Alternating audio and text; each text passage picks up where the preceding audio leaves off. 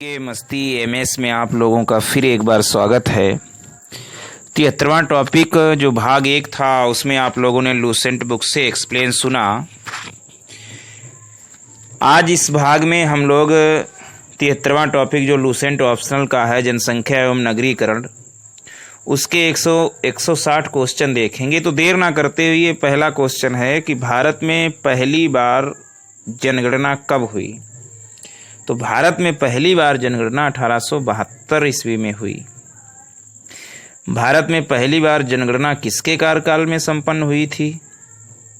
तो भारत में पहली बार जनगणना लॉर्ड मेयो के कार्यकाल में संपन्न हुई थी। भारत में जनगणना का क्रमवार आकलन कब से प्रति 10 वर्ष के अंतराल पर किया जा रहा है? तो भारत में जनगणना का क्रमवार आकलन 1881 ईस्वी से प्रति 10 वर्ष के अंतराल पर किया जा रहा है।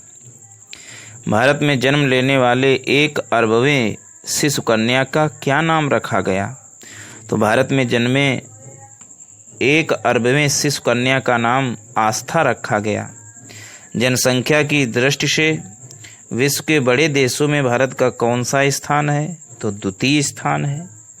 2011 की जनगणना के अनुसार भारत की जनसंख्या 121.08 करोड़ है। 2011 की जनगणना के अनुसार विश्व की कुल जनसंख्या में भारत की भागीदारी 17.5% है। 17.5% है। भारत में प्रतिवर्ष ऑस्ट्रेलिया देश की जनसंख्या के बराबर वृद्धि हो रही है। जितनी ऑस्ट्रेलिया की जनसंख्या उतनी पर डे प्रतिवर्ष वृद्धि हो रही है। भारत में जनसंख्या के इतिहास में जनांकीय विभाजन वर्ष कहा जाता है। तो जनांकीय विभाजन वर्ष 1921 को कहा जाता है। इस वर्ष जनसंख्या घटी थी। अगला 2011 की जनगणना भारतीय जनगणना इतिहास की कौन सी जनगणना है? तो 15वीं। 2011 की जनगणना स्वतंत्रता प्राप्ति के बाद की 7वीं और वैसे 15वीं। जनगणना 10 वर्ष में की जाती है। 2011 की जनगणना के अनुसार उत्तर प्रदेश की आबादी सबसे अधिकतम है। जनसंख्या के आकार की दृष्टि से भारत का सबसे छोटा राज्य सिक्किम है। जनसंख्या 2011 की जनगणना के अनुसार बिहार का जनसंख्या की दृष्टि से भारतीय राज्यों में तीसरा स्थान है। पहला उत्तर प्रदेश का, फिर महाराष्ट्र, फिर बिहार। 2011 की जनगणना के अनुसार उत्तर प्रदेश की जनसंख्या भारत की जनसंख्या के कितने प्रतिशत है? तो 16.50% भारत की जनसंख्या उत्तर प्रदेश में निवास करती है। 16.50। जनसंख्या की दृष्टि से भारत के 3 सबसे बड़े राज्य अभी हमने बताया, उत्तर प्रदेश, महाराष्ट्र, बिहार। अच्छा, 3 सबसे छोटे राज्य सही क्रम, तो सिक्किम से बड़ा मिजोरम से बड़ा अरुणाचल प्रदेश। सिक्किम, मिजोरम, अरुणाचल प्रदेश। अच्छा, सबसे बड़ा केंद्र शासित प्रदेश जनसंख्या की दृष्टि से भारत का, तो दिल्ली। जनसंख्या की दृष्टि से भारत का सबसे छोटा केंद्र शासित प्रदेश लक्षद्वीप और सबसे बड़ा दिल्ली। उत्तर प्रदेश की जनसंख्या नीचे दिए गए देश समूहों के एक समूह के प्रत्येक देश की जनसंख्या से अधिक है। तो अमेरिका से भी ज़्यादा जनसंख्या है उत्तर प्रदेश की, जर्मनी से भी ज़्यादा जनसंख्या है उत्तर प्रदेश की, जापान से भी ज़्यादा जनसंख्या है उत्तर प्रदेश की, और पाकिस्तान से भी ज़्यादा जनसंख्या है उत्तर प्रदेश से। इंडोनेशिया से ज़्यादा नहीं है, ब्राज़ील से भी ज़्यादा नहीं है ना, और बांग्लादेश से भी ज़्यादा नहीं है। अगला है 2011 की जनगणना के अंतिम आंकड़ों के अनुसार भारत में राज्यों का जनसंख्या के आधार पर सही क्रम क्या है? तो सबसे बड़ा राज्य उत्तर प्रदेश, फिर उसके बाद महाराष्ट्र, फिर तीसरा नंबर बिहार का, चौथा नंबर जो आता है पश्चिम बंगाल का, 5वां आता है आंध्र प्रदेश का। उत्तर प्रदेश, महाराष्ट्र, बिहार, पश्चिम बंगाल और आंध्र प्रदेश, ये 5 राज्य सबसे बड़े हैं। भारत में जनसंख्या वृद्धि का मुख्य कारण मृत्यु दर में कमी होना है। मृत्यु दर में कमी। 2011 की जनगणना के अनुसार देश में 2001 से लेकर 2011 तक के दौरान, इस दशक के दौरान जनसंख्या वृद्धि दर कितने प्रतिशत हो रही है? तो 17.7%। 17.7%। 2011 की जनगणना के अनुसार किस राज्य में 2001 से 2011 की अवधि में जनसंख्या वृद्धि दर सर्वाधिक रही? तो मेघालय में सबसे ज़्यादा रही जनसंख्या वृद्धि दर 2001 से 2011 के मध्य। भारत की जनसंख्या की मौजूदा वार्षिक वृद्धि दर कितनी है? तो 1.64% मौजूदा वार्षिक वृद्धि दर है। अगला है, भारत में सर्वाधिक तेज जनसंख्या कहाँ बढ़ रही है? तो सबसे तेज जनसंख्या मेघालय में बढ़ रही है। सबसे मंद जनसंख्या वृद्धि दर वाला राज्य नागालैंड व केरल। सबसे मंद, धीमे धीमे बढ़ने वाली जनसंख्या नागालैंड व केरल में। अगला है, कौन से राज्य समूह में 2001 से 2011 की अवधि में सर्वाधिक जनसंख्या वृद्धि प्रतिशत के हिसाब से अंकित की गई? तो सबसे ज़्यादा मेघालय में, फिर अरुणाचल प्रदेश और फिर बिहार। मेघालय, अरुणाचल प्रदेश और बिहार। नेक्स्ट है, 2011 की जनगणना आंकड़ों के अनुसार किस राज्य की जनसंख्या वृद्धि दर सबसे कम? तो नागालैंड की। 2011 के अनुसार भारत में जनसंख्या की औसत वार्षिक वृद्धि दर घट रही है। औसत वार्षिक वृद्धि दर घट रही है। वर्तमान भारत में जन्म दर तथा मृत्यु दर से संबंधित कौन सा कथन सही है? तो जन्म दर तथा मृत्यु दर दोनों गिर रही हैं, यही कथन सही है। जन्म दर उठ रही है, मृत्यु दर गिर रही है, ऐसा नहीं है। जन्म दर भी गिर रही है और मृत्यु दर भी गिर रही है। जन्म दर तथा मृत्यु दर दोनों उठ रही हैं, ऐसा भी नहीं है। जन्म दर गिर रही है, मृत्यु दर उठ रही नहीं। सही कथन है, जन्म दर तथा मृत्यु दर दोनों गिर रही हैं। अगला है, भारत की उच्चतम जनसंख्या वृद्धि दर 1961 से 1971 दशक में रही है। 1961 से 1971 दशक में रही है उच्चतम जनसंख्या वृद्धि दर। पिछले जनगणना दशक में भारतीय जनसंख्या की वार्षिक घातीय वृद्धि दर थी। तो पिछले जनगणना दशक में भारतीय जनसंख्या की वार्षिक घातीय वृद्धि दर थी 1.64%। 1.64%। नेक्स्ट क्वेश्चन है, 2001 से 2011 में सर्वाधिक जनसंख्या वृद्धि दर वाला राज्य मेघालय है और दूसरा राज्य अरुणाचल प्रदेश है। दूसरा राज्य अरुणाचल प्रदेश। पिछली शताब्दी में भारत में जनसंख्या की विस्फोटक वृद्धि का सर्वाधिक महत्वपूर्ण कारण जो था मृत्यु दर में तीव्र ह्रास होना। मृत्यु दर में तीव्र ह्रास। किस क्षेत्र में जनसंख्या अधिक का तात्पर्य है? तो किसी क्षेत्र में जनसंख्या अधिक होती है तो जनसंख्या एवं संसाधन विकास से होता है कि संसाधन विकसित हो जाते हैं तो वहाँ जनसंख्या अधिक आ जाती है।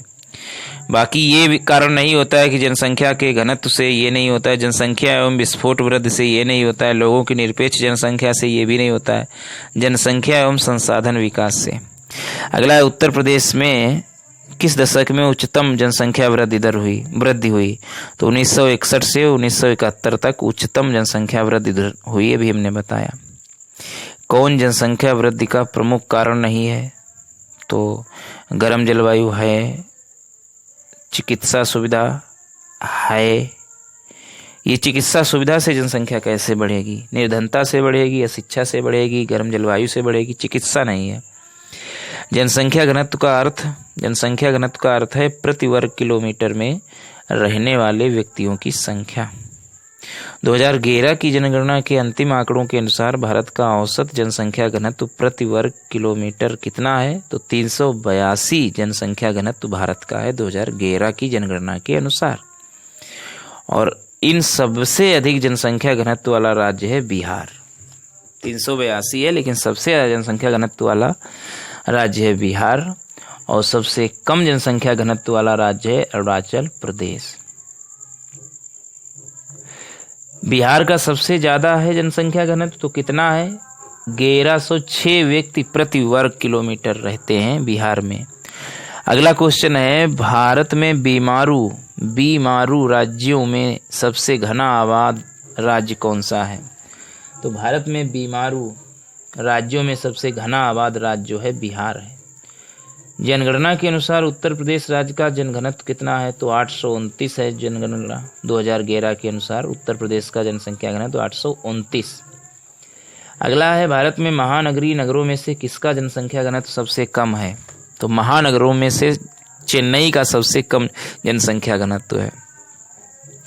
अगला है, जैसे बिहार का हमने बताया आपको 1106, केरल का जो है जनसंख्या घनत्व 860, और उत्तर प्रदेश का जो बताया 829, और पश्चिम बंगाल का है 1028। बिहार का 1106, केरल का 860, उत्तर प्रदेश का 829 और पश्चिम बंगाल का 1028। नेक्स्ट क्वेश्चन है, सर्वोच्च जनसंख्या घनत्व 2011 के अनुसार आरोही क्रम में भारतीय राज्यों का सही अनुक्रम क्या है? जनसंख्या घनत्व सबसे ज़्यादा बिहार, फिर पश्चिम बंगाल, फिर केरल, फिर उत्तर प्रदेश। बिहार, पश्चिम बंगाल, केरल और उत्तर प्रदेश।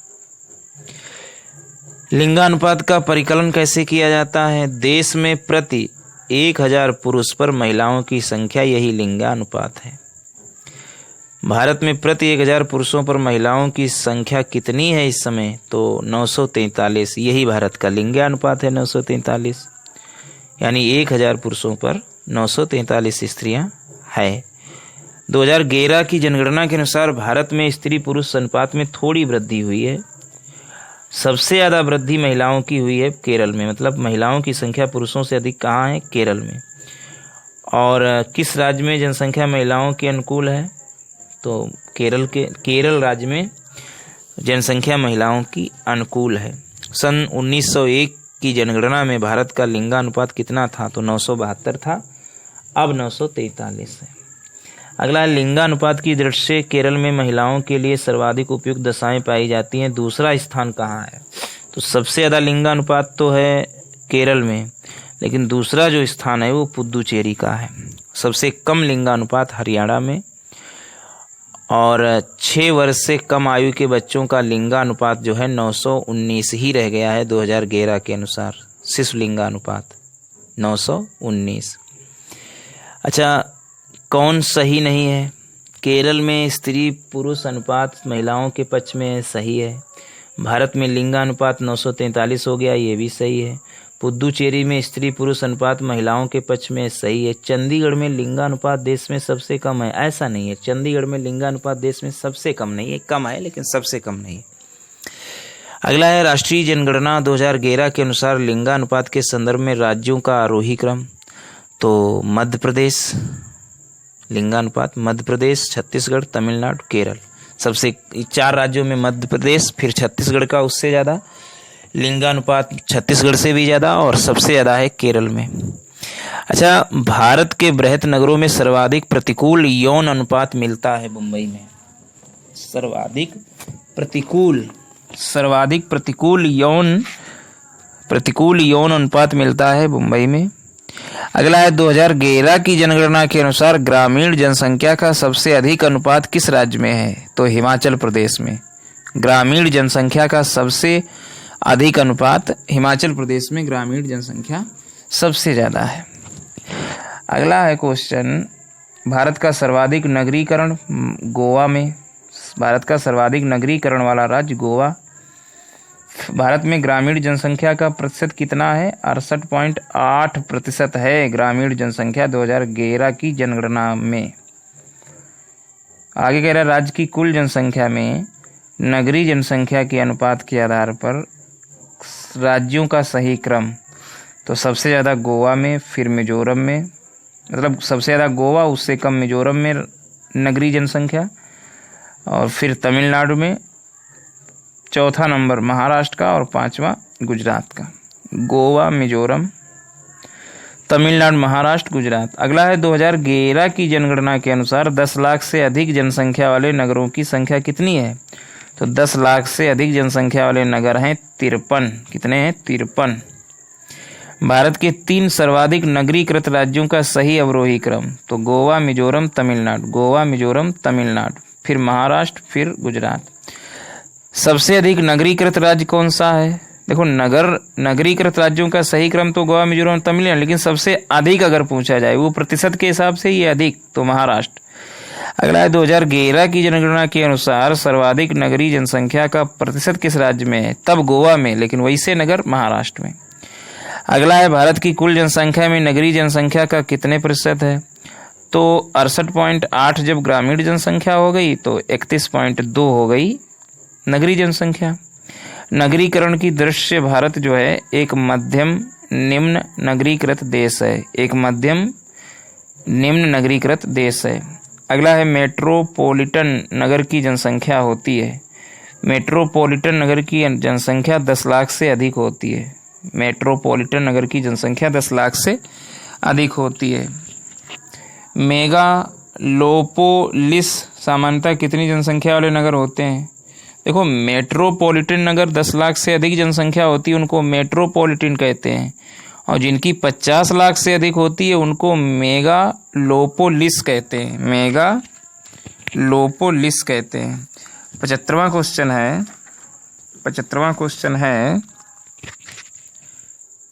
क्वेश्चन है कि भारतीय जनसंख्या आयोग द्वारा नगर की परिभाषा के लिए कौन मानक दिए गए?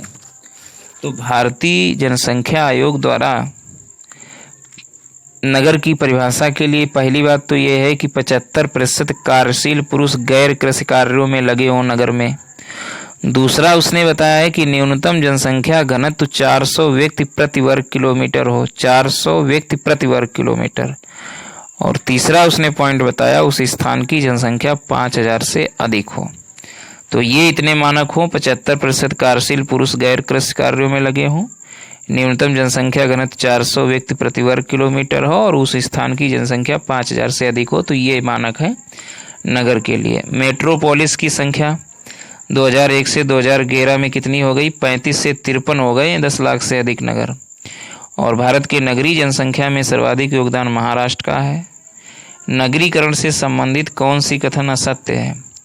तो देखिए, भारत में नगरीय जनसंख्या का सांद्रण अपेक्षाकृत बड़े नगरों में हुआ है, तो ये तो सही है। जनसंख्या का सांद्रण अपेक्षाकृत बड़े नगरों में हुआ है। कुछ अपवादों को छोड़कर भारत में नगरीकरण विकास दर सदा बढ़ती गई है, ये भी सही है। भारत की नगरीय समस्या में रोजगार, आवास, प्रदूषण, ऊर्जा आदि मुख्य समस्याएं हैं, ये भी सही है। असत्य कथन ये लास्ट वाला है कि भारत में नगरीकरण सभी क्षेत्रों में समान रूप से हुआ है, ये सही नहीं है। भारत में नगरीकरण सभी क्षेत्रों में समान रूप से नहीं हुआ है। 79वां क्वेश्चन है 79, सर्वाधिक अनुसूचित जनजाति आबादी संकेंद्रित है। तो सबसे ज्यादा अनुसूचित जनजाति जो है मध्य प्रदेश में है।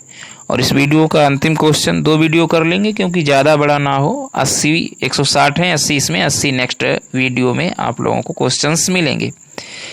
80वां क्वेश्चन है 2011 की जनगणना के अंतिम आंकड़ों के अनुसार किस राज्य में अनुसूचित जनजातियों के लोगों का प्रतिशत सबसे अधिक है? तो अनुसूचित जनजातियों के लोगों का प्रतिशत के हिसाब से देखा जाए मिजोरम, लेकिन संख्या के हिसाब से देखा जाए तो मध्य प्रदेश 80। तो ये 80 क्वेश्चन हुए, बार बार इनको देखें और लाभ उठाएं। Thanks for watching.